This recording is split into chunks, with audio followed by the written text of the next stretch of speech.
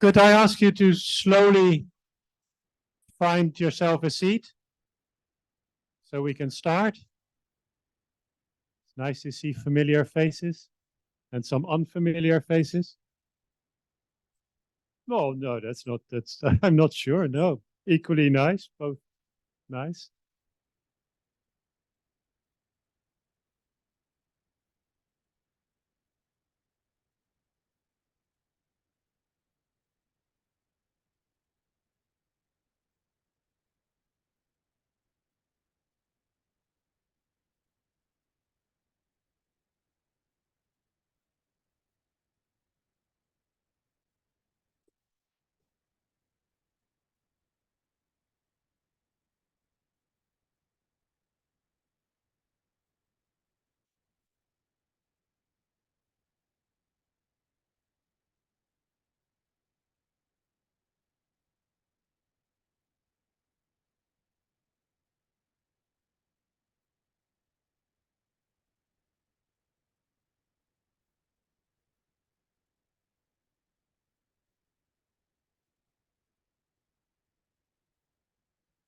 Yeah, moderator. Yeah, yeah.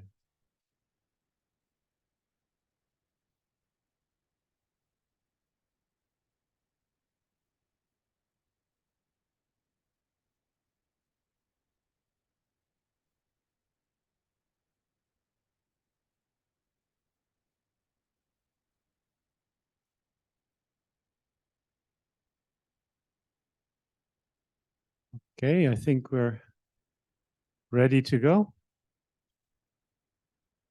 Good morning again to the EU office in San Francisco, co-located with the Irish Consulate General. It's green colors that you will no doubt recognize.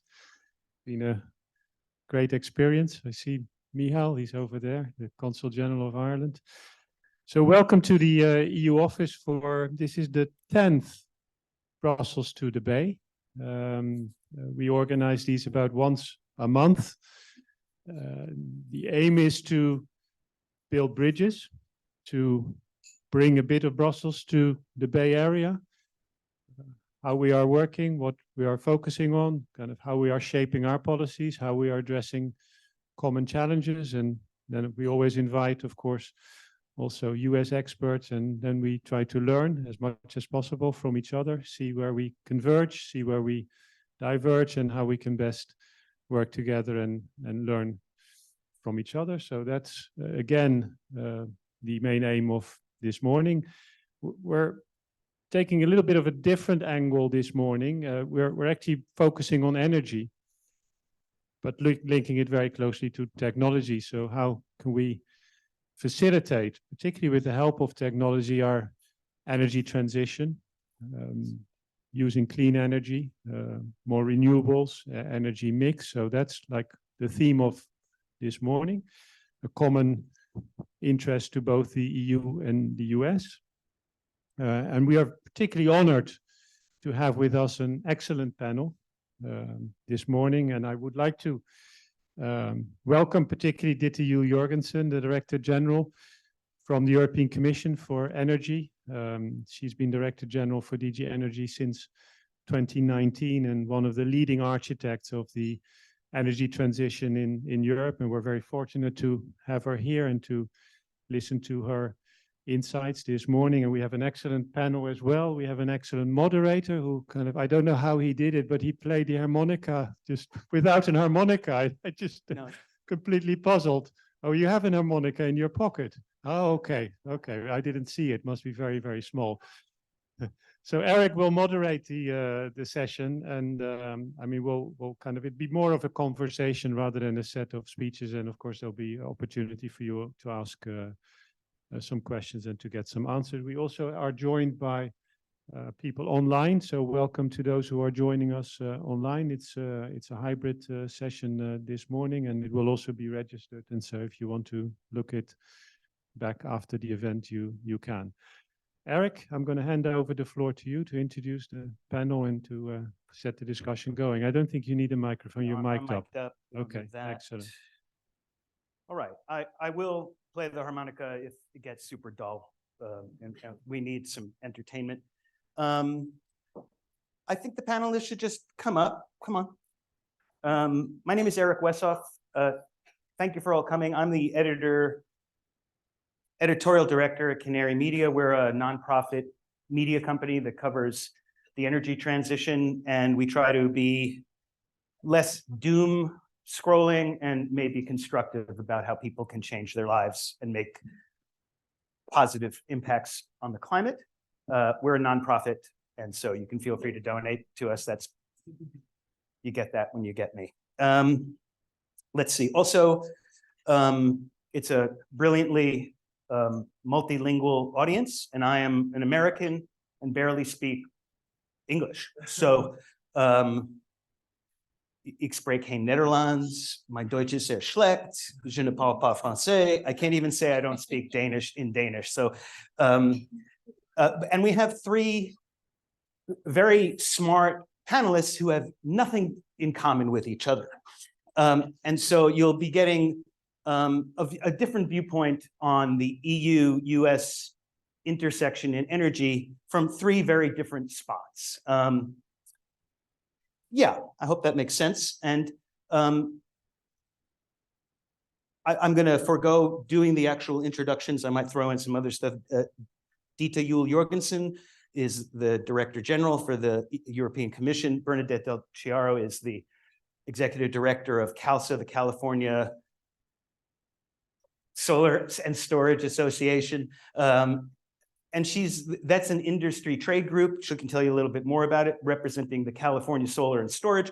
But California is the 5th largest economy in the world, behind Germany and ahead of India. And so when California does policy, the rest of the US follows. And Markus is an adjunct professor at Stanford in the, help me out here, Earth and Planetary Sciences. And he's going to be able to, he specializes in artificial intelligence and its intersection with energy and renewables. And so he's going to give us an idea on that.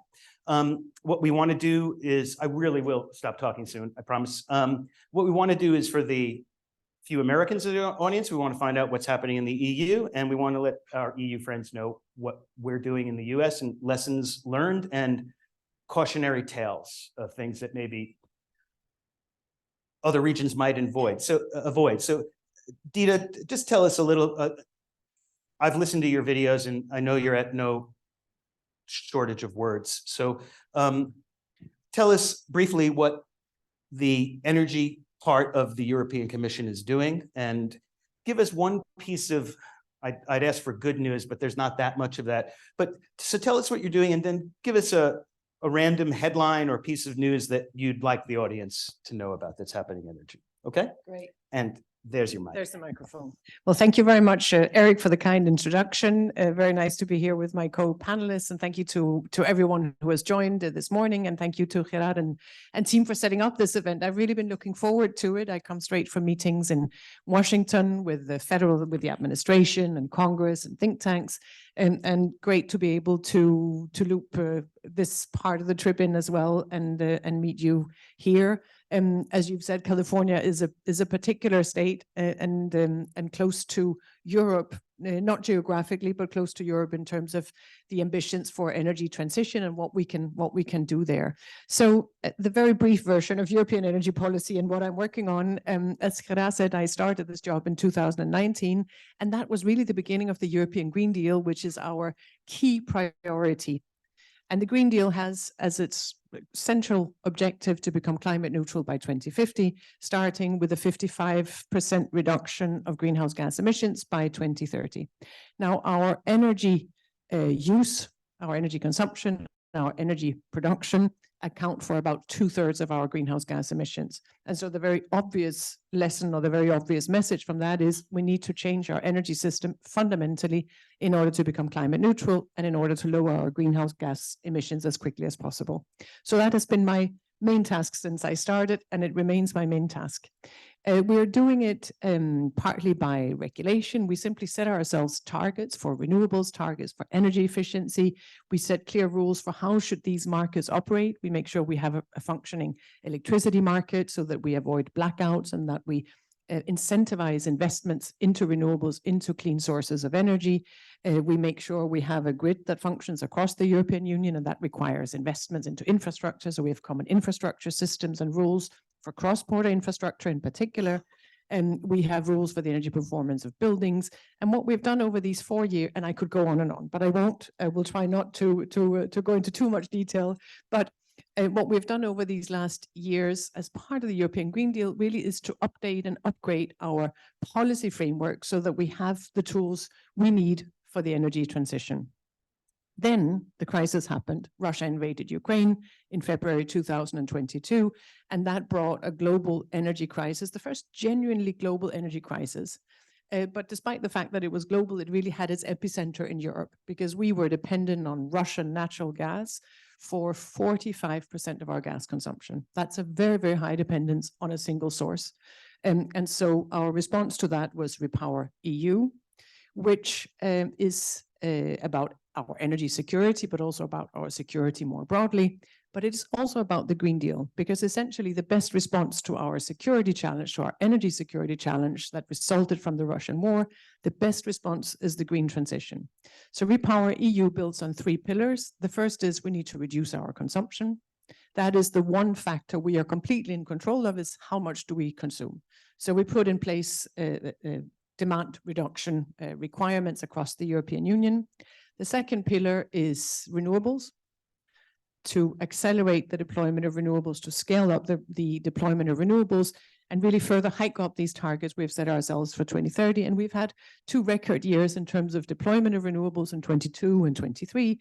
So we've managed to shift some of the demand from fossil, from gas, to renewables over these 2 years. And then the third pillar is diversification, so that we become less dependent on one single supplier. And here we have moved from pipeline gas from Russia to some pipeline gas from Norway and a lot of LNG from here, from the US over these last few years. So significant change in our energy system since February 2022, and a lot of hard work to get there. I think when we launched our Repower EU objective of reducing our dependence on Russia by 2/3 by the end of the year, no one thought it was possible. With a 45% dependence, it simply looked impossible. And yet that's what we did.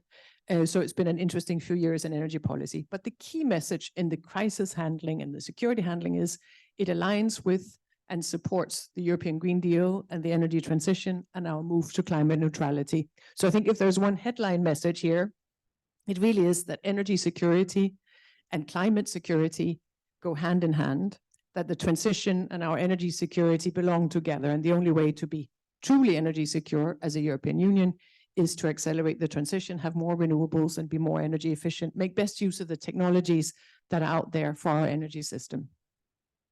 See what I said? So let me ask you a couple of questions. For provincial limited American, does the European Energy Commission, is that roughly equivalent to what we call the Department of Energy, and you're the Jennifer Granholm of the EU? Is that Bernadette gave me this? Is that roughly equivalent, or you're both charismatic, but maybe you have less power than Jennifer Granholm? Indeed. And Jennifer Granholm is, of course, political level. She's the equivalent of our commissioner, Kadri Simpson, who is the political level appointee in response in charge of energy. I lead the equivalent, indeed, of the Department of Energy. Okay. Forgive my ignorance on that. Great. However, so while you're working and made successful progress on not relying on Russian pipeline fossil fuel, we don't say natural gas, we say fossil fuel. You've substituted that with dependence on the United States for liquid LNG, for liquid natural gas. The United States is the world's largest exporter of liquid natural gas, and Europe is the United States' largest customer for liquid natural gas. LNG has its own set of onerous characteristics, whether it be methane leakage or a list of other things. So I'm assuming that this is part of the transition. The goal for EU is to be a net zero continent by 2050. I know that there's always going to be a little bit of oil and gas in the system, but how do you get rid of the US dependence on LNG? Well, first of all, the calculation, because I think it's important to get the substitution right. So we imported about 150 billion cubic meters of Russian fossil gas, fossil fuel, before the war, before the crisis. That, out of that 100 billion cubic meters, so 2/3, have been replaced in half by demand side measures. So in other words, demand reduction, energy efficiency, things that take us out of that fossil. And the other half has been replaced by a mix of US LNG and Norwegian pipeline gas. So it is not a substitution one-to-one. It is a reduction in the use of fossil gas across the European Union, and a very, very significant reduction within just a year. Within the first year of the crisis, we reduced our consumption by 18%. That's a lot. And that has continued in a second year because we've set ourselves that target, that rule. That's what we want to do. Now, that is just the beginning, if you will, because in parallel to that, we have accelerated the deployment of renewable energy, wind and solar in particular. And so the more of these molecules, the more of the fossil we can replace by renewables, that is the energy transition and the more lasting structural change in our system. That, of course, goes hand in hand with electrification, because electrification and electrical uses are significantly more energy efficient. So for energy efficiency, we need to electrify as much of our use as possible, both when it comes to heating in households by heat pumps, obviously electric vehicles, but also in industrial sectors wherever that is possible, and then use green hydrogen and green hydrogen molecules in the uses where we do need molecules. So that's kind of the bigger picture. But what I find is interesting is during the crisis, we have reduced our greenhouse gas emissions, and we're the only part of the world, the only continent in the world that had a significant reduction of greenhouse gas emissions over these past years. Okay. Give Bernadette your microphone. Yeah, Bernadette, hello. Hi. Hi. Bernadette came from Sacramento this morning. I came from Monterey, near Monterey, so we're Equally equidistant, equally distant, and happy to be here. Bernadette's been involved on the policy front in California for, can I say it, 20 years? Yeah. And has been involved in net energy metering, the Million Roofs Initiative, the Solar Thermal Initiative. And so this is not her first rodeo, and she is the industry group in California for representing every solar installer, manufacturer, and customer, right? That's part of your stakeholders as well. So sorry, I didn't want to, I'm sure you can go more detail into your missions. Tell us about CALSA. Tell us about a piece of news that's happening in California policy that we want to hear about, we should know about, good or bad. And what we want to do is talk about US versus EU. And I know you're a US and California expert, but maybe talk about, for example, in the US, solar permitting is, forget about the cost of inverters or modules or plugs. The real cost for solar in the United States is getting the permit from the county to allow you, or getting the permit from the utility to allow you to put solar on. Germany, to my understanding, it's basically a one-page form, and you can, and your installer takes care of that. It's the soft costs are tiny compared to the US. All right, you're on. Okay. Okay. So thank you, Eric, and thank you to the EU for inviting me here, and it's a pleasure to be part of this panel as well. So yes, again, Bernadette Del Chiaro. I'm the executive director of the California Solar and Storage Association.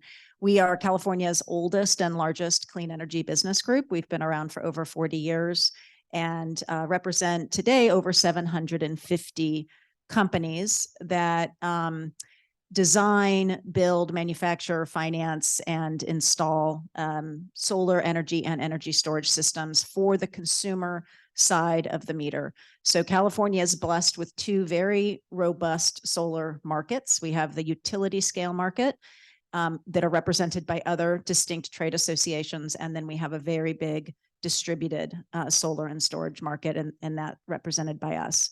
A couple quick factoids that a lot of people don't maybe know about California solar. We have about 30 gigawatts of solar energy installed today throughout the state. And that's about 50-50, half distributed on rooftops and half utility scale. And interestingly, in the past couple of years, we've actually built more distributed solar energy than we have utility scale.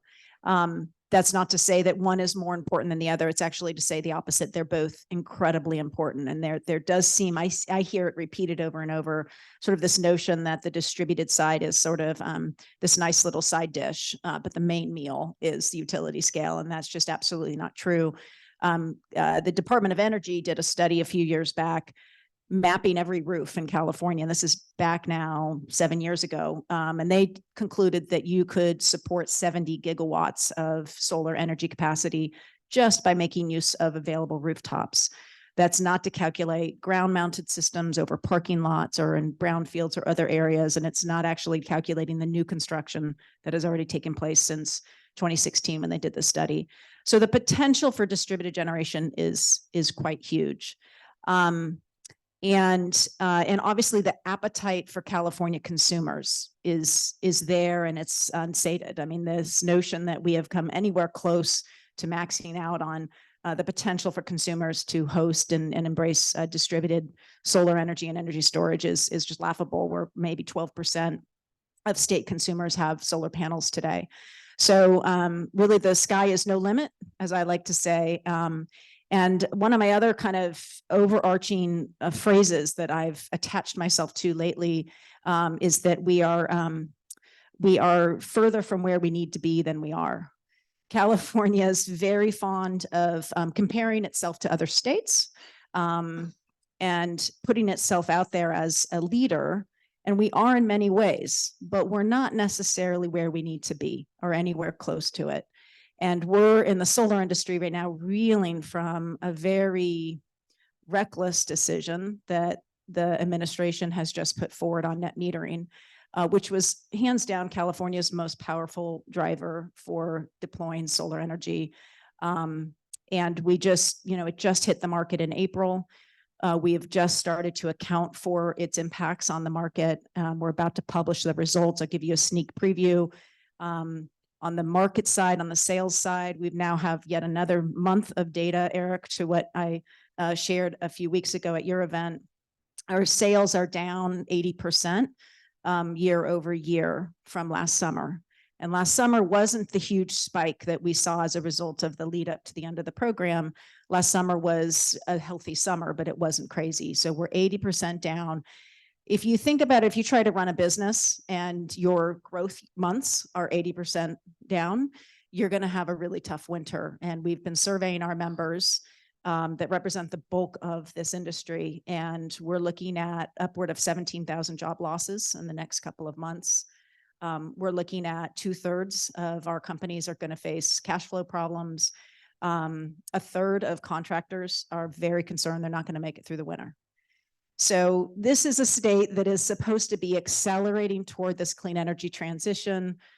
Unquestionably the bright spot, the most consistent growth, the most jobs, the most benefits being brought back to our communities, the most resiliency and independence is coming from distributed generation resources built on schools and farms and homes and apartment buildings.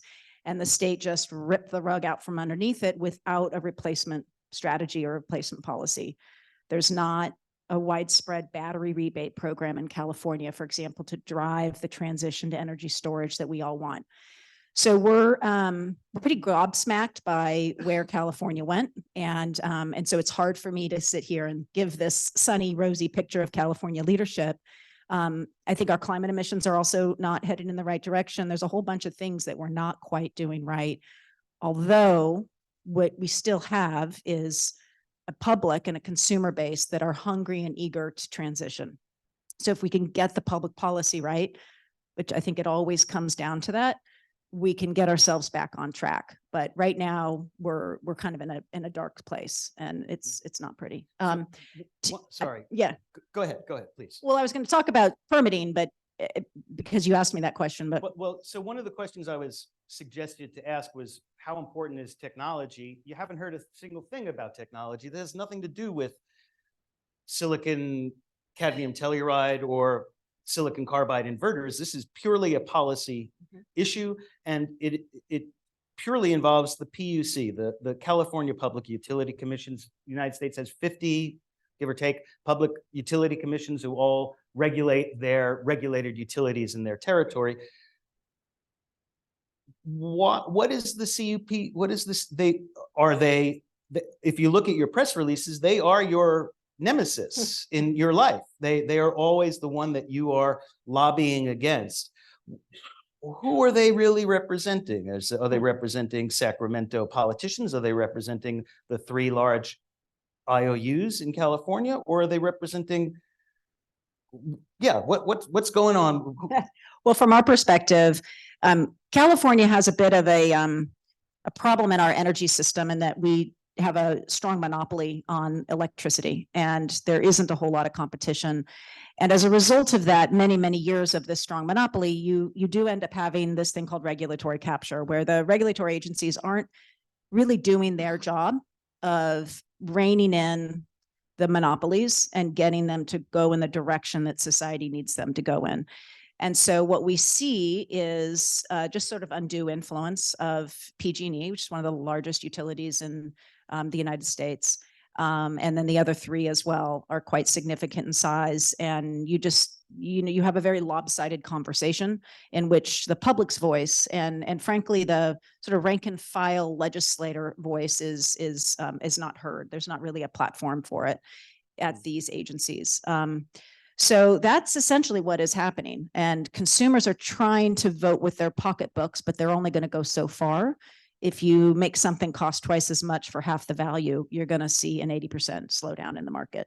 There are politicians in the California legislature, Josh Becker, for example, who are modern thinking and trying and on the side of renewables. Markus, we'll get to you, I promise. But before we do, let's talk about solar. Let's talk about solar just a little bit more.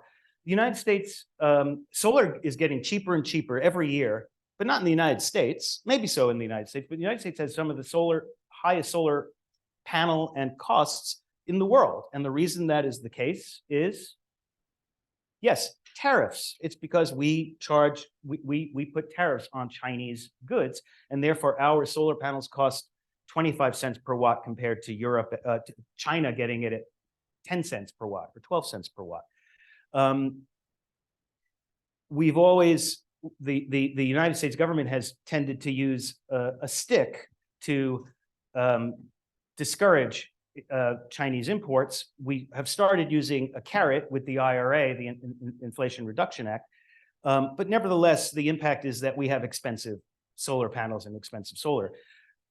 I'm less familiar with the European trade scheme, but I do know that there's something like $1 billion worth of solar panels sitting in bonded warehouses in Europe because of labor and tariff issues. No? Okay, then I'll say it with more commitment. There's $1 billion worth of solar panels sitting in bonded warehouses in Europe because of trade issues. How do you confront the massive Chinese machine? They have Bernadette mentioned we have 30 gigawatts of solar in the United States. In California. The United States has 140 gigawatts of solar installed. China has close to a terawatt, 1,000 gigawatts installed. It blows away every other country. From manufacturing, the United States, has, I have all these facts and I'm going to give them to you. The United States has 10 gigawatts approximately of solar manufacturing.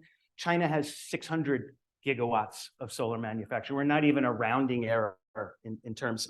We've lost, the United States has lost its solar manufacturing. We were the leader at one point. The EU has lost its solar manufacturing. The EU was, Solar World Q-Cells was a leader at one time. Do we accept this just like we accept iPhones made in China, or is there a way that Europe can regain some trace of its manufacturing capability and And Bernadette, this applies also to California as well. Yes, very, very good question. So maybe a couple of points on solar to follow up on what you said, Bernadette, because maybe just where are we on solar in the European Union? We saw, as I said before, a record year in the installment of renewables over the last, both in 22 and so far in 23, and solar was by far the leader in that, because installation of solar on houses, on buildings, it's quick. Each of them may not be that many watts, but it comes together. So I think we installed more than 40 gigawatt last year, but my colleagues can nod or give me a sign or give the correct number because I don't have that right in front of me. But a record year and another record year this year. That was thanks to an improvement in permitting rules, because permitting in all infrastructure projects, in all renewables projects, it always gives delay. It always takes longer than anyone wants. So we have actually regulated around that and built best practices and done a lot. So indeed, as you say, permitting is one. I have just installed photovoltaic on my rooftop, and it went very quick. You have to wait a little bit before the panels arrive, but that's where the wait is, and that was simply because there was so much being installed across the European Union. So we have taken actions on these points.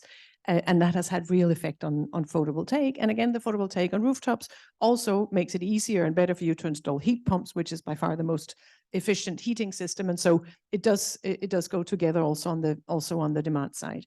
Now, the global picture on photovoltaic is fairly dramatic, as you're suggesting. 10 years ago, both the EU and the US had a photovoltaic manufacturing industry, and we lost that in the course of a few years because of Chinese unfair trading practices, subsidization and schemes. Chinese industrial policy, which we may not have had. By the way, this is being live streamed, so keep the profanity and the displays of affection to a minimum.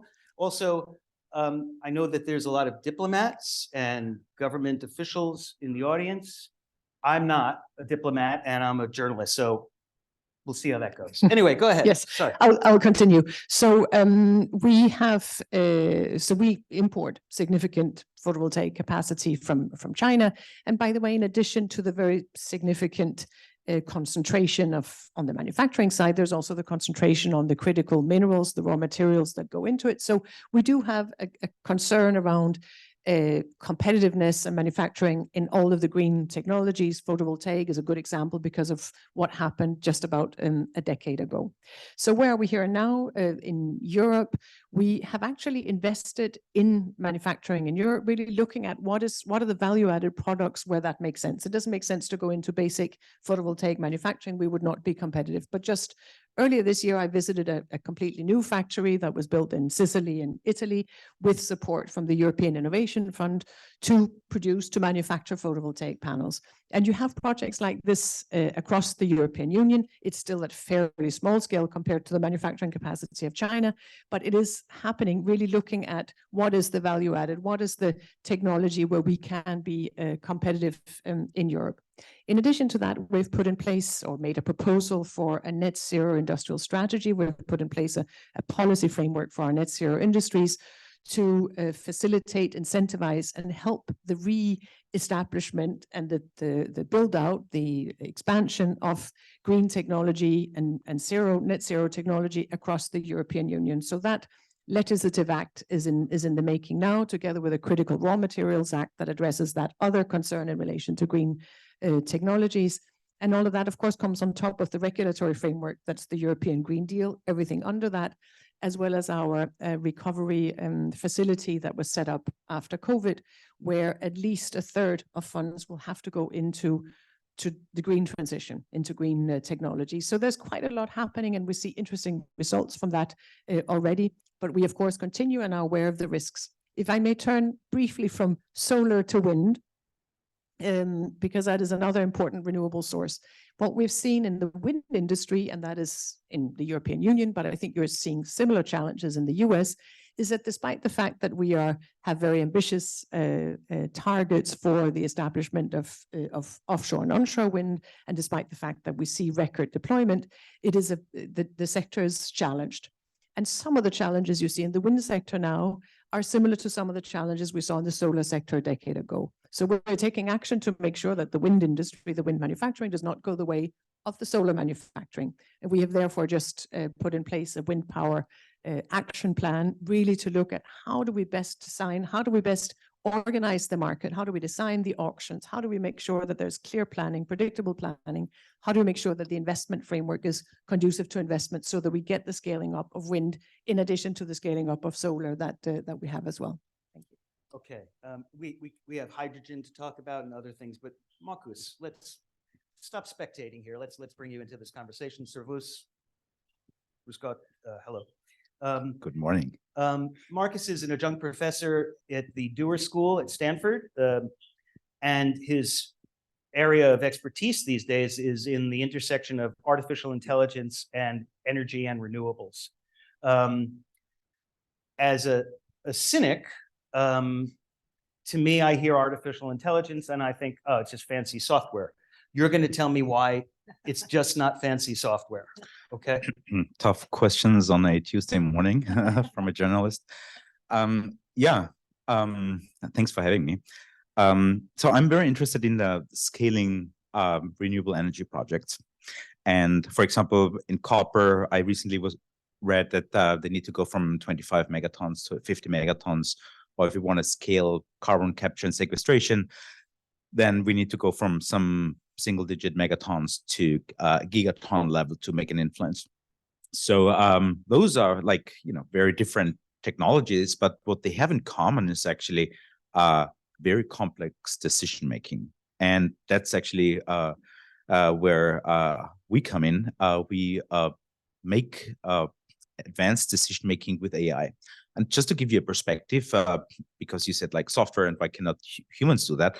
If you, for example, have a checkerboard, it has to be a little bit nerdy because like I'm the scientist here. So I feel like maybe was kind of make a bit more happy note here. If you have a checkerboard, 100 times 100, so that gives you 10,000 squares. And I give you 25 stones, for example, and I ask you to place those 25 stones on this checkerboard. Then pretty wild, you have more possibilities doing that than atoms in the universe. So why do I tell you that? Because that's a sequential decision-making problem. So you have one decision, then the other, then the other. And that's actually exactly what you do in a renewable energy project. For example, you need to say in a CCS project, carbon capture sequestration, you need to drill a well, you need to inject something, you need to measure something, you need to inject another well, you need to measure something, and you make it super, super safe. Or for example, one exciting area is rare earth minerals. For example, copper or lithium or cobalt. Imagine like, I like the carpet here, for example, and it's kind of grayish, greenish. And imagine if you put like a sheet of paper on top of the carpet, we would not be able to see the carpet anymore. And so I punch a hole for you and you see one color. And with that one color, I'm asking you, how does the carpet look? And you're like, I don't know. How? You only gave me one color. So basically, can we do a sequence of holes to uncover where the green part is? Because let's say the green parts are copper. So that's also sequential decision making. So the main point here is you have an astronomical amount of possibilities, and you want to find the ones that give you the best outcome because you want to find copper as fast as possible, as cheap as possible. You want to make CCS as efficient, as safe as possible. And this vast amount of decisions, we can find the best one with the help of intelligence, with artificial intelligence. Yeah. All right, still on the topic of AI and the incredible lucrative world of journalism.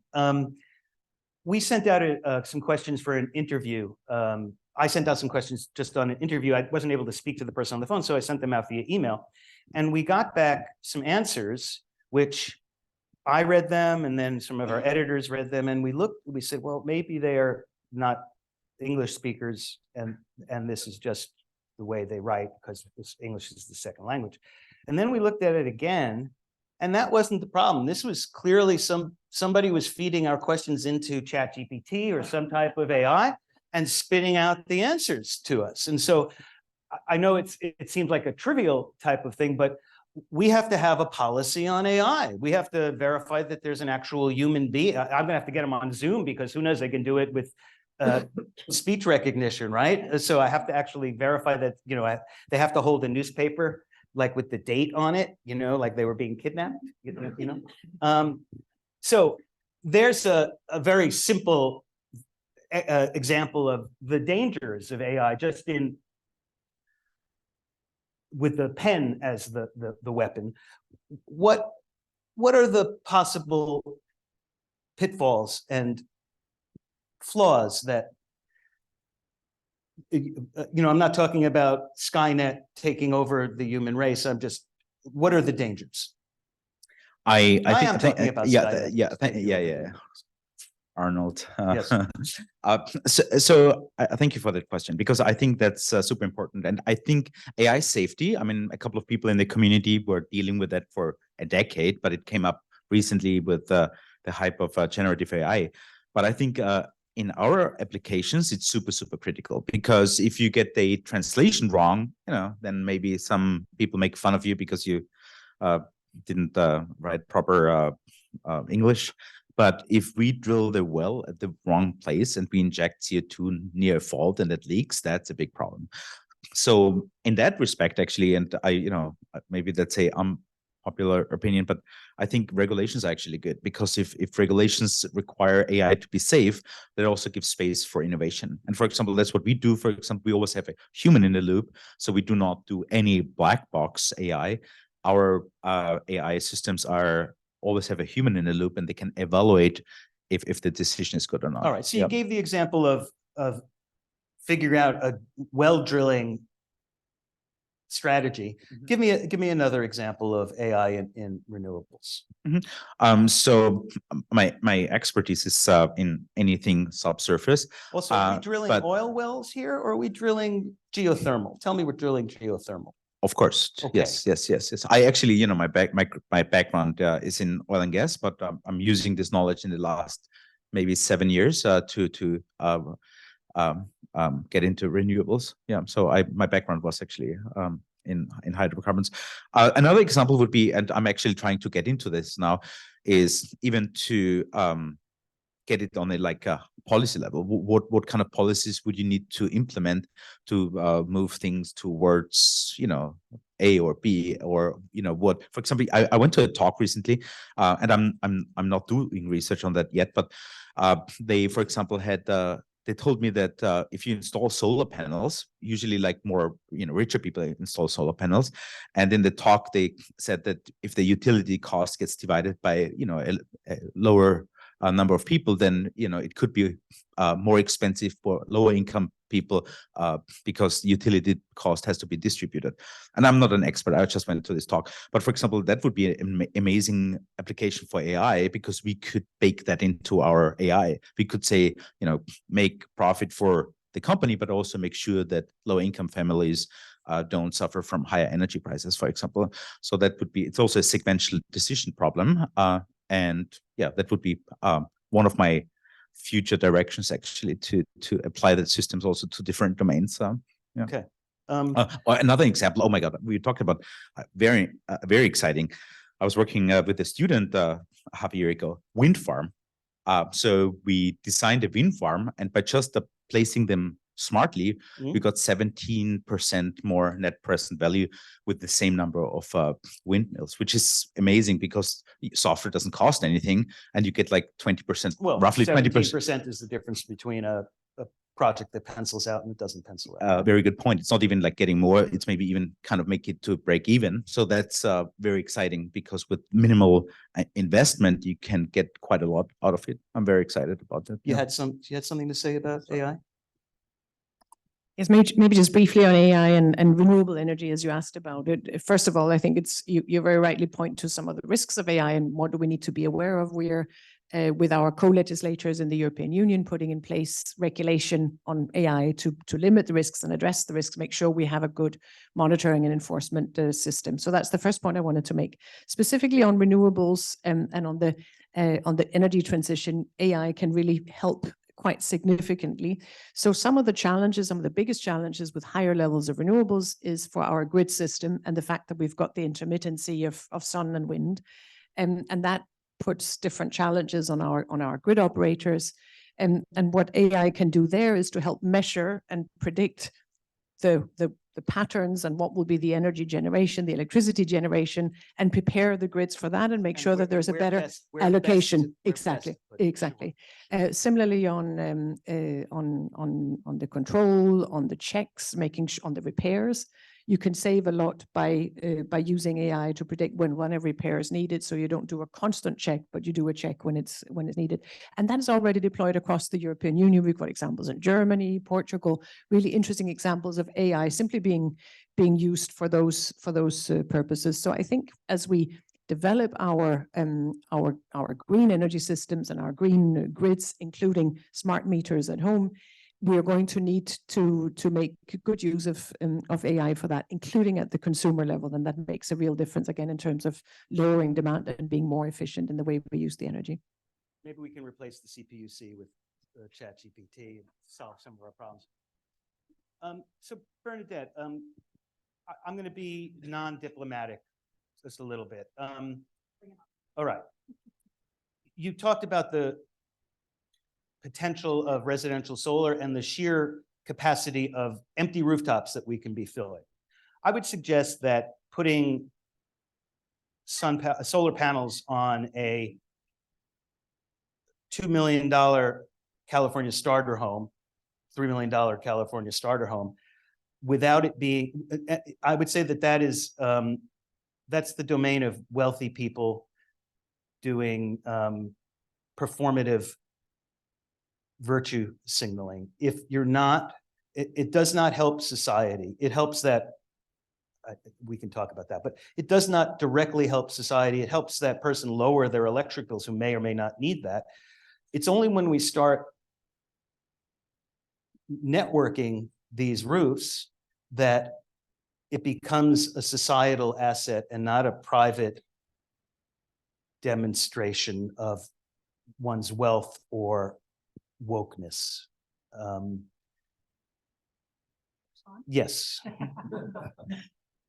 Ooh, okay. All right, I'm going to just be controversial to make my answer sticky. I couldn't disagree with you more. Okay. Okay. Good. That's So, what we want. Yeah. Here we go. And this relates to something that was said a second ago. Look, California has over 2 million solar roofs. Okay. The majority of those solar roofs are on the homes of poor, working, and middle-class families. The majority of solar roofs in California are on the homes of poor, working, and middle-class families. Period. We need to lay to rest this notion that I think has extreme stickiness, especially in academia. Well, and journalism.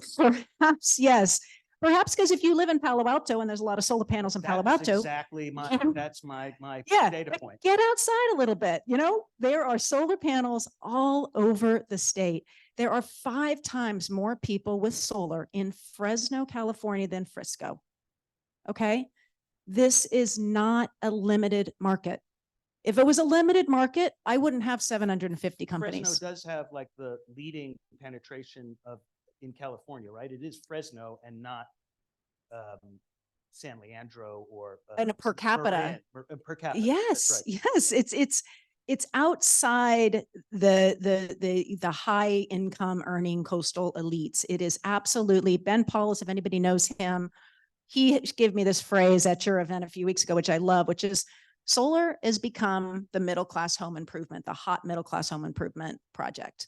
That's how we need to think about it. That's what the data tells us, and it's where we need to go. So bravo to the $2 million starter home for giving us a platform to build, right?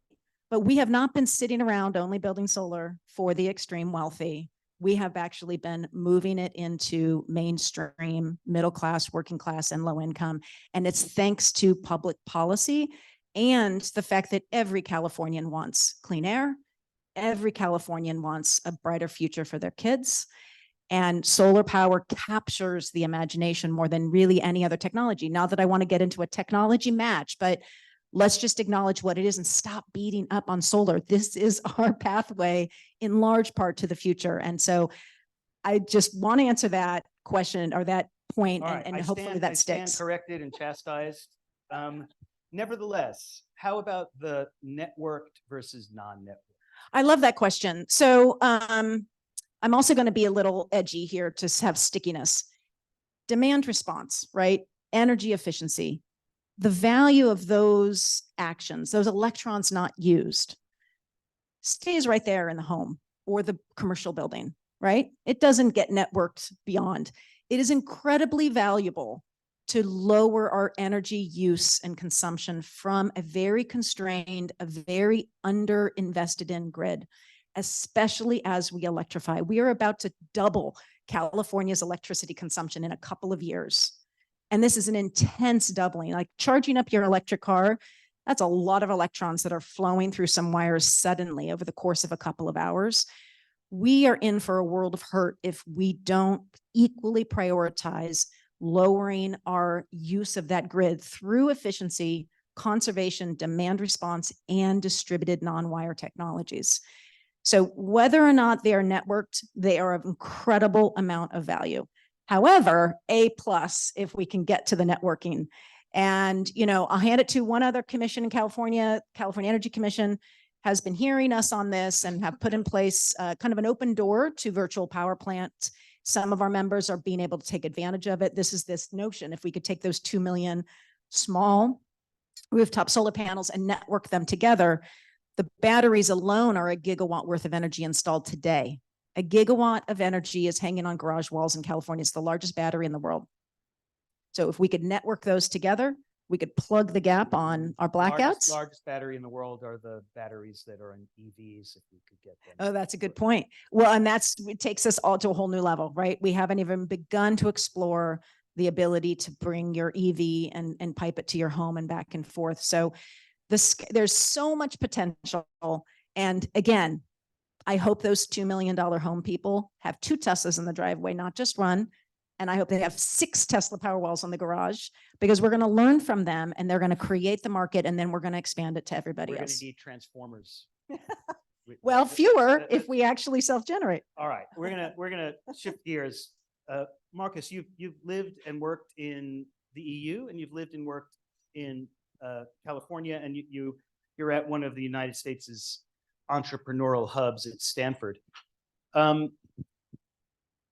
Many regions in the US and over the world have tried to replicate whatever Silicon Valley is. And they've done it with differing amounts of success. But despite the fact that the world is on fire and San Francisco is not in its best days, there is still an active, vibrant entrepreneurial ecosystem from here to San Jose, to Sacramento, to Monterey. Sorry, it's not really, doesn't extend that far. You've seen both. What is it? What are the differences? What does it look like to you as sitting on Stanford campus, where students don't even want to complete their studies; they want to go out and become CEOs? Is that shared in Europe, or is it not exactly? I have to be a bit careful, because with my, I guess, like a lot of fellow Europeans in here, I moved to the US 13 years ago, and I've been living here in the area for 11 years. So maybe I'm a bit biased towards the US, but so forgive me for that if you. So I think like maybe the obvious ones are obviously, venture capitalist funding. It's pretty easy to get, maybe not these days, but usually it's much more easy to get the venture capital funding. And also, especially in energy startups, usually the investment has to be much higher and the runway needs to be a bit longer. And usually VCs are kind of stingy. They want to get their money back in a couple of months, versus like in green tech, the runway has to be longer to get to a first product. So I think that's an obvious one. And I also have to be a bit careful, because I compare a lot with Austria because that's where I'm from, but I've friends across the EU, but I would say I compare it with Austria. That's number one. Also, I mean, the second part is talent. I'm talking now about the AI sector. I mean, that's it's pretty amazing here. You can like even the Uber driver when I came here talked to me about AI. It's kind of wild. So I'm like, you know, and he's thinking about He's a his, level 7 engineer. and and he talked about his startup, and I was like, it's wild, you know. I was, talent is I mean, it's still rare here, but it's probably the best place to get good people. And actually, the EU has very good people, and they're also very good institutions. But a big problem is actually when I go to those meetups, a lot of Europeans come over because salaries are just much higher here, and then people can have a good life. So that's the talent part. And the third one, maybe for me, the most important one is actually culture. I feel like, you know, when I talk to Americans, and, you know, Bay Area Americans probably is the best, they're almost naive. They always underestimate the complexity of a project. Somebody even told me the first step is to underestimate the project complexity. And this being naive about it actually lowers the threshold to try it. And I would say if you want to, you know, if you don't roll a dice, you won't get a 6. And that's what people do here. Failure is kind of, I talked to somebody recently, actually, an Austrian friend, and he told me that, you know, the startup didn't go well, and they told me that they were folding it up. And they're not even saying, you know, when I go, I'm advising a company in Austria. It's like every time I tell them something and I'm excited, you know, they say, this is not going to work. Why would you do it with AI? This is not, oh my God, like, no, forget this. It's like, I'm getting sometimes depressed. Like after 2 weeks, I have to, you know, come back here to get my energy back. So, and it kind of takes a year to get my batteries up again. And then I go back. But you know, it sounds funny, but I think it's this being naive about it, just trying it, being not, you know, that failure is okay. I remember I went to my grandmother back home, and we wanted to go to a bakery, and she said, like, let's not go to this bakery because that guy already went bankrupt once. You know, it's like such a stigma that you wouldn't like. Sure. You know, In the here US, people I went to, a failed CEO in the US gets a job offer the next week with a raise, yeah, right? on the CEO level. European CEO fails. He goes on a mission. He goes on a spirit quest for 3 years to discover himself. Yeah. A Japanese CEO kills himself. Yeah. But yes, we have a higher toleration and acceptance of failure. So talk a little bit about, I'm chauvinist and biased, but I think there is something unique about Silicon Valley. How do you replicate some of that culture, some of that risk, being a little more risk tolerant? I think this is now my moment to make a pitch for Europe, because because I think there's room and a need for that. So just a pitch for Europe first, and then the specific Silicon Valley question, because I think we do we have a lot to offer in Europe. First of all, when it comes to green technology, we have got a very clear direction that is agreed among the 27 European member states, and that means we've got a very stable regulatory framework.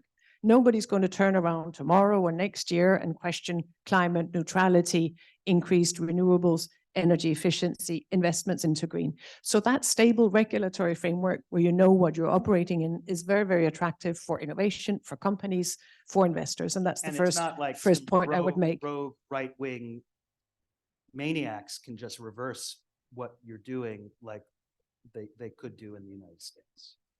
The second point I wanted to make is the fact that regulatory framework covers a very large single market. We've got a European single market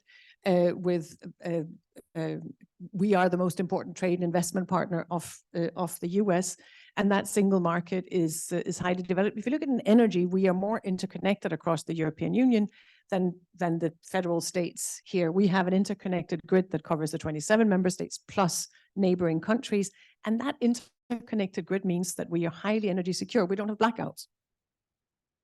It's much, much lower levels of blackouts because of the interconnectedness. And despite the high levels of renewable energy, where there are sometimes questions asked, oh, is that secure? Yes, first of all, renewable energy is secure, and solar is an important part of that. But the interconnectedness, the single market, is a very, very good place to operate and innovate. We have a good investment climate as a result of that. We have skills, we need more skills. We've got challenges in building the necessary skills, and we're looking at that. As I said before, we're taking action to improve the competitiveness of Europe. And I do think in that context, there is a lot we can learn and take inspiration from in Silicon Valley and in California, which is one of the reasons I'm here. I think there's a good conversation to be had. I think the closer we work together, the better partnerships we have also internationally, the more we can achieve together, take inspiration from the cultures or from the markets here. Where we have challenges, we're actually still very, very high globally when it comes to the number of patents per capita. We're really good at innovating. We invest significantly in research and development, including basic research. So the patents and the innovation, we're really up there. I didn't mean to put you on your, okay, your but heels here. No. It's my ignorance. And I don't feel on my heels. I'm glad to have the opportunity to talk about Europe, because that's what I do. And I do think we have a lot to offer. And I think the green transition in particular, you've seen European leadership over the last years. And again, I think that European leadership will continue. But when it comes, one of the areas where we still need to do more work relates to investment and capital markets. We don't have a common, we're building a capital union, and I can see that as one of the challenges and one of the areas where we can do more across the European Union. So we're looking at those areas. But I think the partnership and the cooperation, that is what is needed. If I may just add to that, going beyond California and the EU and going global, because some of the things we have been doing in the green transition in the European Union, including setting ourselves a clear direction. Where do we want to be in 2050? Where do we want to be in 2030? That is relevant also at global level. And that's the reason we go to COP28 in just about a month's time, with a strong push for a global pledge to triple renewable energy by 2030, to double energy efficiency investments by 2030, with a view to phasing down or phasing out fossil energy. And the second big objective we have, in addition to renewables and energy efficiency, is reducing methane emissions. And that comes back to your first question, or one of your first questions, about the import of LNG and the greenhouse gas emission, or the impacts of that, where methane is indeed a critical and highly potent greenhouse gas that we do need to reduce. So we're working jointly with the US, but also with other partners, to reduce methane emissions, following up on the global methane pledge. Okay. Bernadette, so related, so California, I've already annoyed you with the first couple of questions. I'm going to do it again. And this might get in your craw. California's been the United States leader in solar for many, many, many years. However, California is starting to lose its lead to Texas and Florida. Florida in the second quarter of 2023 beat out what California was putting in. I'm sorry. You must feel terrible. What is talk a little bit about California getting its mojo back in this regard, and workforce issues. If we're going to put in 30 gigawatts, we need to have, or if we're going to put in 8 gigawatts a year or something like that, California, six. We have to have trained installers, trained people at the CPUC, right? There has to be a regulatory workforce to take care of what we're trying to do. Yeah, no, I'm so glad you mentioned that, because again, California's quite good at bragging about itself. And I welcome a race to the top. Let's go, Texas. You know, that we should be duking it out every day in a friendly, competitive way. There's nowhere but up to go for the United States if we continue to foment that kind of competition. So that's great. But California should not be falling behind. We used to be able to say what you just said. In fact, it was like, oh, I used to be able to talk about consistency. That's the number one asset to California energy policy, is consistency. And we have completely lost that. We are not consistent. We are not stable. We've lost our way. So I'd say the number one thing is we need, from the highest level of government on down, we need to have a clear direction set every state agency down to the local municipal level need to understand that this is the priority. This is how we're going to, in large part, solve climate change. And we need to remove barriers. Back to your soft cost comment earlier, it is a huge problem, interconnection and permitting. That needs to happen, and everybody has to play a role in that. It's not just one agency. And we need to get back to the place of investing and putting investments in where we need the markets to go. And we seem to have, it's almost like California has lost its way to walk and chew gum, right? So we are only focusing on electrification. We've just put $13 billion in top of, I think, 50 billion from the feds on electrification, but we're not making a commensurate investment in renewables. It's almost like we've been so successful for about a decade that California has thought, all right, we're all set. We're all done there on the renewables front. We can just increase our demand of electricity, even though the math absolutely does not match up to that. So we need to get back to that place of consistency. And I would take a big dose of that to counter our risk-friendly culture, because right now there is too much risk in the renewables market, and it's a major problem. We're scheduled to go to about 11, and we'd like to open it up to questions. I have plenty of questions. If you're not going to come through, I also will play the blues if you don't act nice. So anyway, does anybody have anything for our smart panelists? Hi. Yes, and tell us who you are. Hi, I'm Maria Belovas, Consul General of Estonia in San Francisco. Thank you for the very, very interesting conversation. Recently coming from DC, I have a question. Ditte, you mentioned you came from there. Can you tell us a little bit about your meetings there and anything what you discussed or what you achieved? Thanks. Thank you very much. It had very good constructive meetings, essentially about partnership and cooperation transatlantically, both on energy security in the EU-US Energy Security Task Force that was established at the beginning of the Russian war in Ukraine, but also on demand reduction, the demand response to energy security and to the green transition, and how we can work together more closely in all of those areas. So very productive, constructive meetings, and I think a strengthened transatlantic partnership over these over what is in what is a very, very challenging geopolitical environment more generally.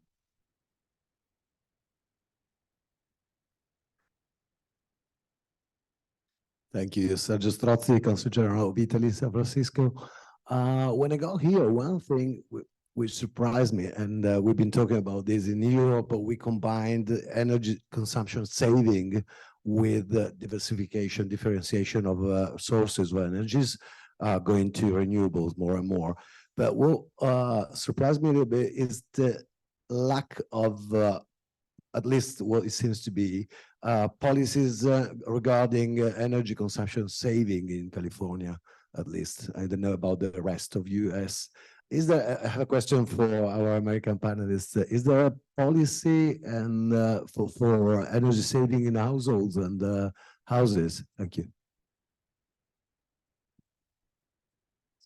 It's a great question. So if I understood it correctly, energy efficiency and conservation are critically important. And what's the right? Are we doing commensurate investments? So in California, and one of the things I should have said at the very beginning is, the United States is super unique on energy, and that states really drive majority of the policy on energy. So I think it's really important to dive in at the state level, even though we're one of 50 here. And that is especially so on energy efficiency. So California has been a leader on energy efficiency. We have actually grown our economy while maintaining one of the lowest energy usage per capita. A big part of that, of course, is climate, but a lot of it is policy. California has done a lot and has its own building codes, essentially, agency to continue to ratchet down. And I would say the building codes is our #1 policy driver for continuing to ratchet down energy usage per capita in California. We have also started to incorporate distributed generation into it. So not just a traditional efficiency, but we see solar and batteries as an energy efficiency device in this regard. And that's really important. However, this is not something, and we spend billions of dollars on energy efficiency, way more than we spend on renewables. However, most of those funds are managed by the utilities themselves, and there's a lot of critique.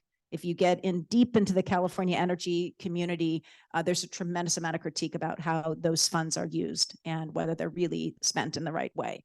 Energy efficiency is against the mission. It sells less electrons, right? It's against the mission of a utility is to sell less electrons. Yeah, the utilities will kind of go, well, we don't make money off of selling electrons, but they make money off of building poles and wires. So if people use less energy, they build fewer poles and wires. So it absolutely cuts against their profit motive. So giving them control of these programs is questionable.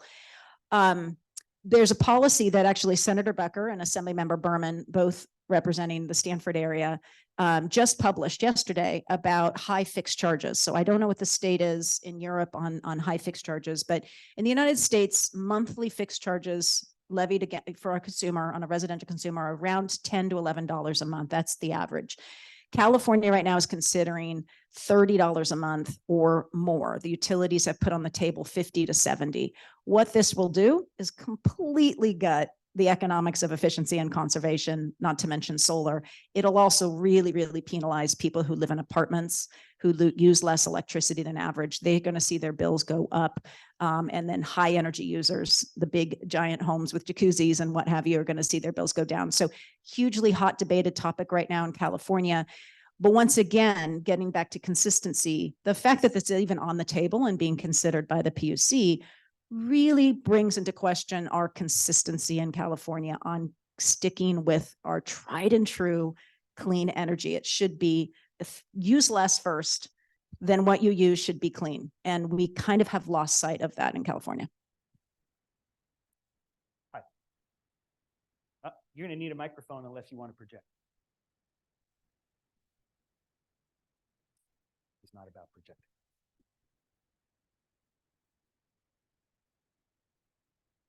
Hi, James, Mr. actually.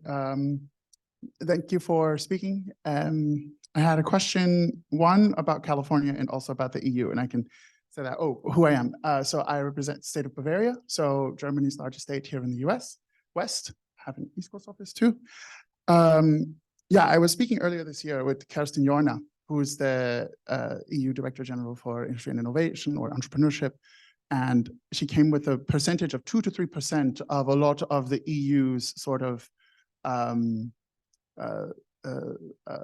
state support for startups and scale-ups is actually achieved, meaning that they apply for funding, whether it's Horizon 2020 or any other sundry amount of fundings. And that statistic stuck with me because it really does show how much formality there is in that process and how many hurdles are set forth. So although the EU offers a lot of great bottom-down regulatory clarity, sometimes when it's, in practice, because I help companies expanding into Europe all the time, and I've recommended companies who've successfully been put into the European Innovation Council, which is funded by Horizon 2020. So that's one point, more of a comment than a question. What do you think the EU, quo vadis Europa, in this regard? Where are we going in this regard to improve that statistic? And as regards California, we are the most densely populated state, even more so than New Jersey, where my alma mater is in the middle of the state in Princeton. So I lived in New Jersey.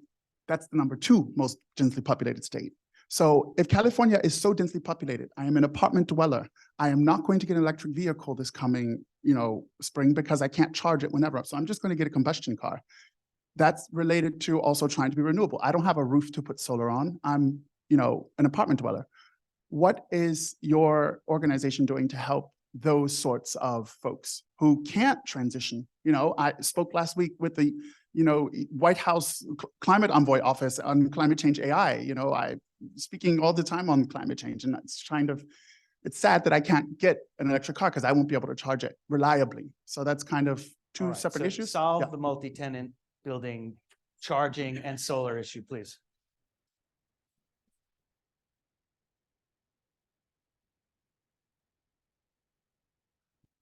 Okay, I love this question too. Thank you for asking it.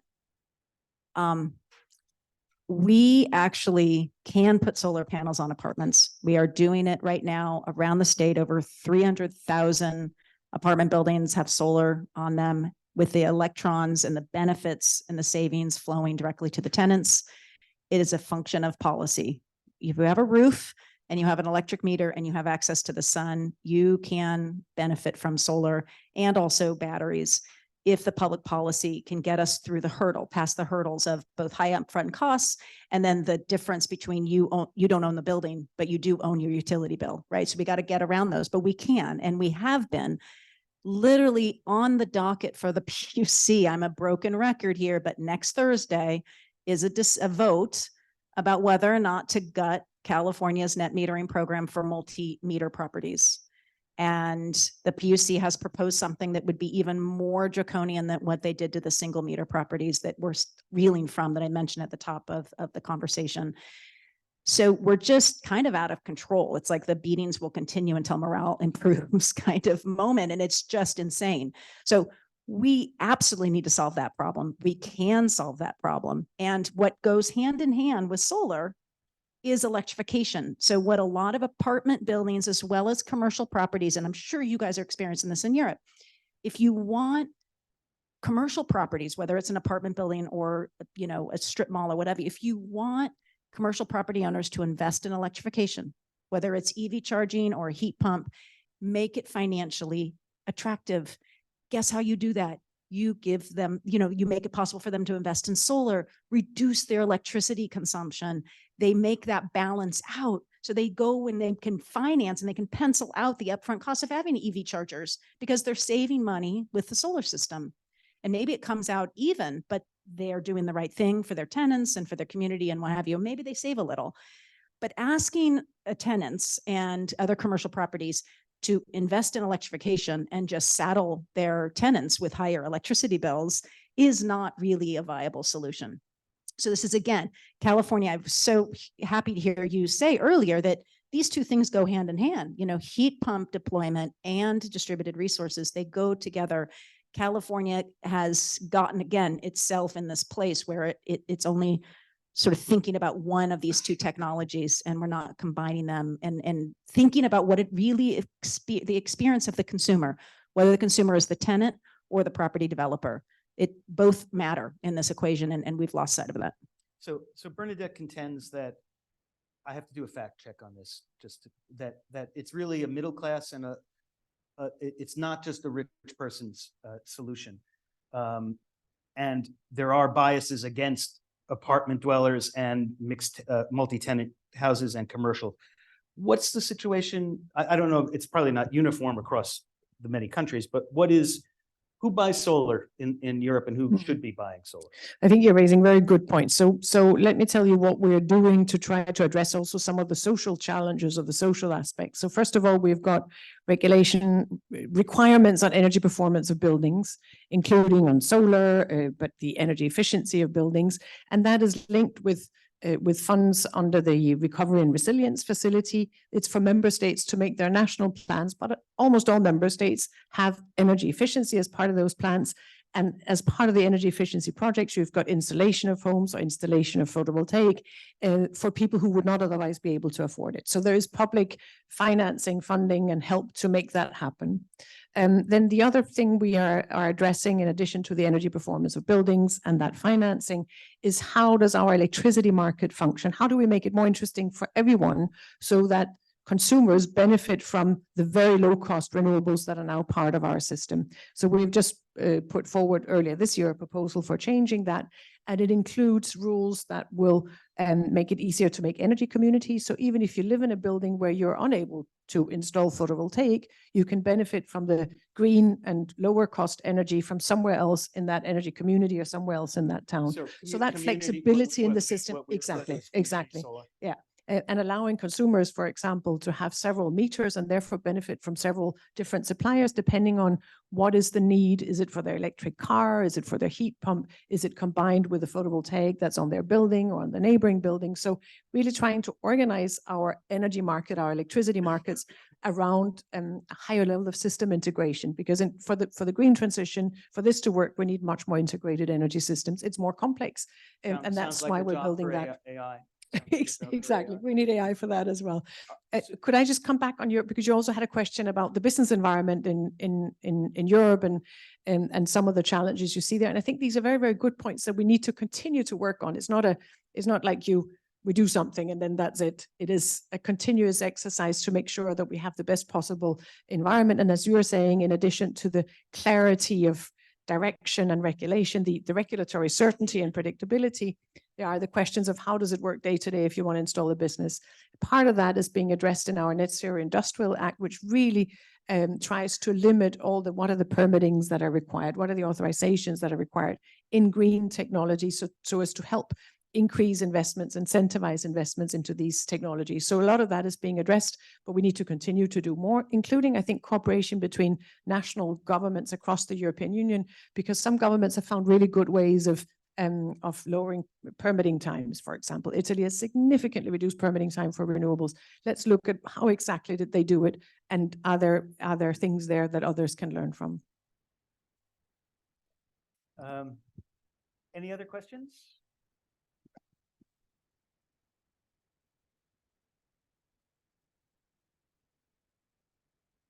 Hi, Everett Salas, Senior Manager at Salesforce for Decarbonization.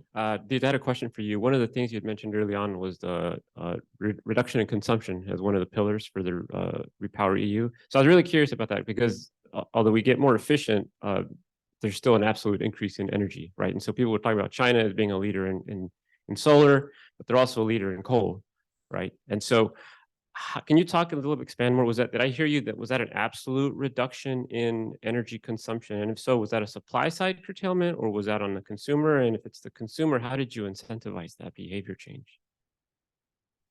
All right. Getting the work out of me today.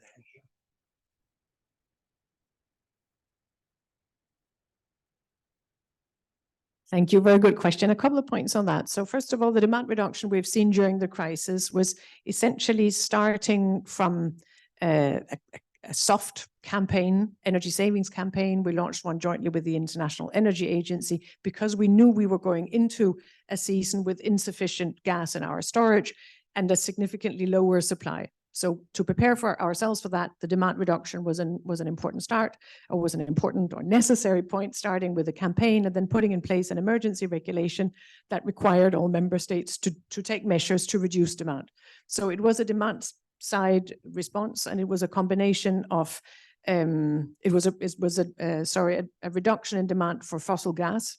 So some of it was a fuel switch, some of it was an increase in the renewables available, some of it was energy savings by households and businesses, and some of it was industry lowering their production, lowering their manufacturing, because energy prices shot through the roof at the peak of the crisis in 2022.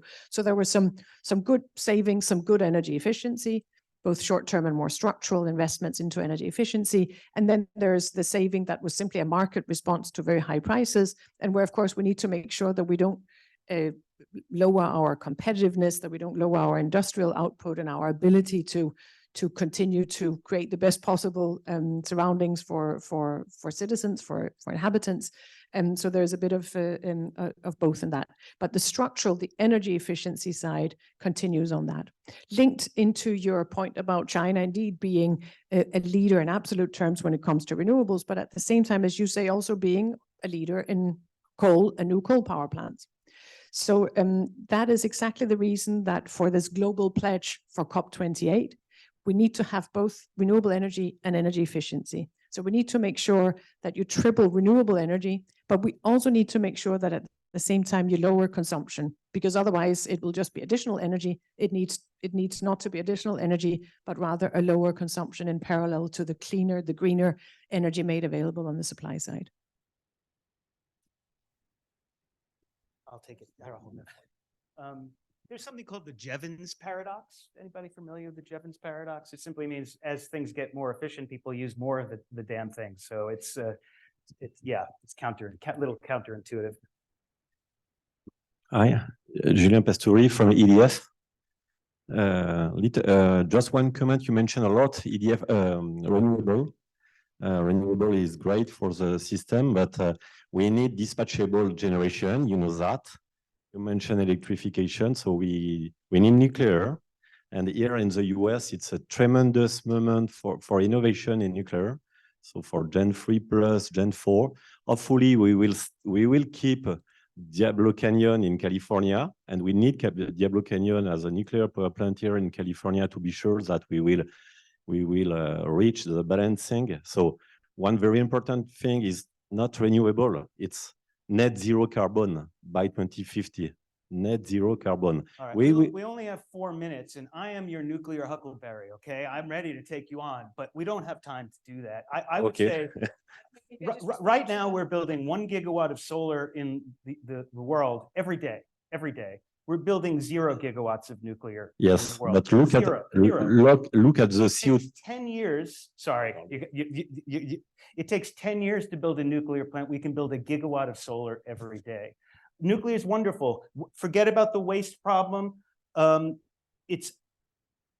Forget about engineers.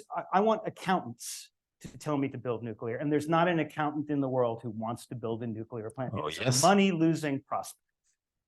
Can I just respond to that? No, I'm talking here. Anyway.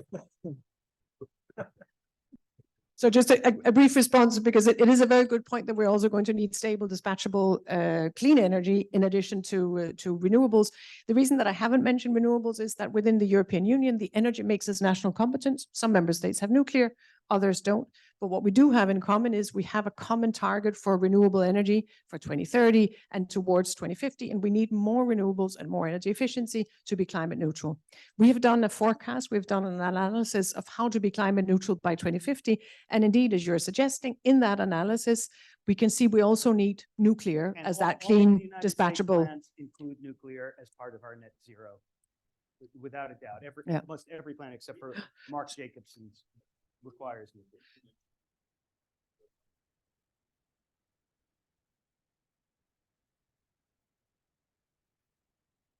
And so in Europe also, that is part of the plan towards 2050. And actually just this week in Bratislava, it's the European Nuclear Energy Forum, where we're discussing a strategy with the Nuclear Alliance within Europe, including a strategy for small modular reactors, which is the technology that is expected to increase going forward, also because it has it's smaller. So it has it's a bit and easier for your accountant to look at. So there's a lot going on in nuclear as well. It's less money to lose each time, for sure. Sorry, this is not. Maybe you Yeah. Clear the air. So how does nuclear deployment depend on artificial intelligence? I'm sorry. We can talk about this another time. I would suggest that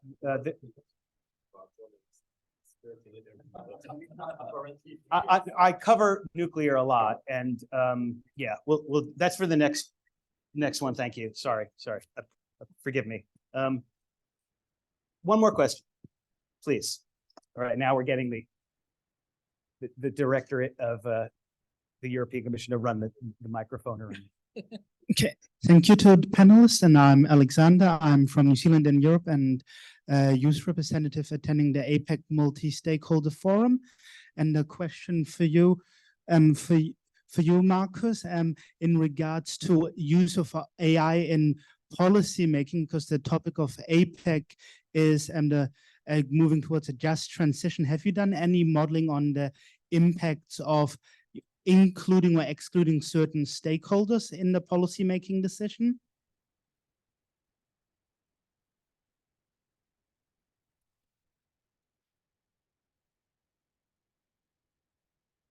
We actually just started a couple of weeks ago to look into supply chains, actually on rare earth minerals and how to, because there's a bottleneck of refining them, and it's also, again, a sequential decision problem. But it's a brand new area for me, so we did not look into that. But it's just when I learned about our policies, like just I figured out that that's a sequential decision-making problem, and that's something that excites me. So I think it would be a perfect fit. But I just recently got into that. Yeah, but the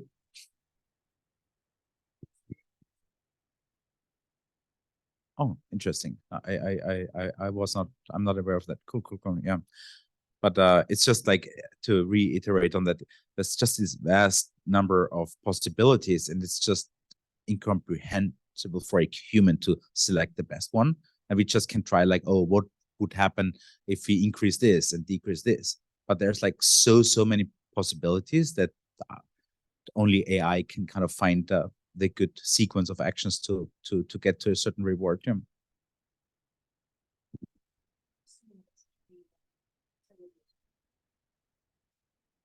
That's a good point. Actually, you know, defining this reward function is actually, I mean, that's an art in itself to be very careful on that. Yeah. Yeah. All right, we're done.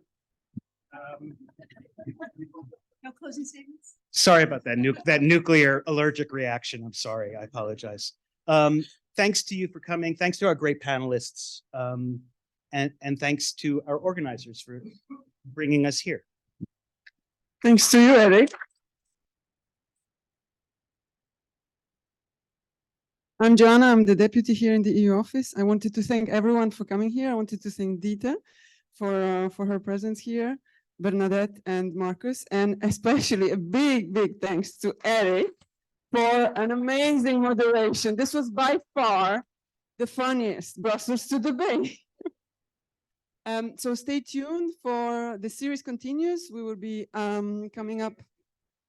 Nuclear. Not at all. I mean, it can be a bit nuclear because we'll be updating you on what the EU does in tech legislation as the EU AI Act hopefully will be coming to a close by the end of the year.